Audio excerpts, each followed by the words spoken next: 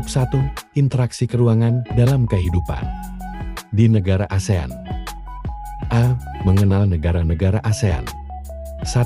Letak geografis negara-negara ASEAN. Letak geografis menunjukkan letak suatu daerah dilihat dari kegiatan di bumi dan dibandingkan dengan posisi daerah lain.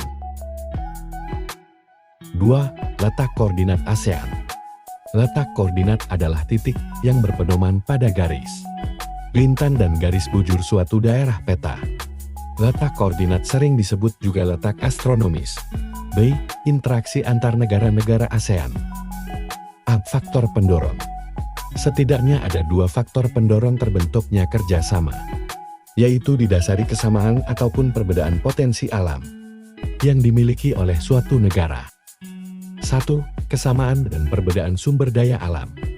Kesamaan sumber daya alam antara berupa negara dapat mendorong terbentuknya kerjasama antar negara.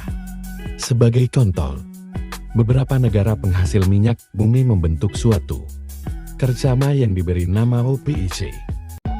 2. Kesamaan dan perbedaan wilayah kondisi geografis.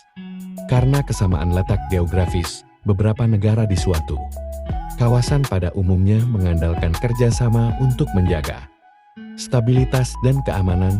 Contoh, negara-negara yang terletak di wilayah Asia Tenggara membentuk kerjasama melalui organisasi ASEAN. Faktor penghambat: perbedaan ideologi, konflik penerangan, kebijakan protektif, sampai perbedaan kepentingan tiap-tiap negara. Bentuk kerjasama di bidang pendidikan, penawaran beasiswa pendidikan. Contohnya, Singapura memberikan beasiswa latihan pengelolaan jasa, pelebuhan udara, kesehatan dan keselamatan kerja industri, komunikasi bahari, dan lainnya. Beberapa aktivitas lain yang dilakukan sebagai dampak pengaruh perubahan komitmen kebudayaan ASEAN. Festival Budaya ASEAN VISA, minus perkembangan budaya serumpun ASEAN. Industri musik, pengaruh perubahan ruang dan interaksi antar ruang terhadap keberlangsungan kehidupan pendidikan di Asia Tenggara.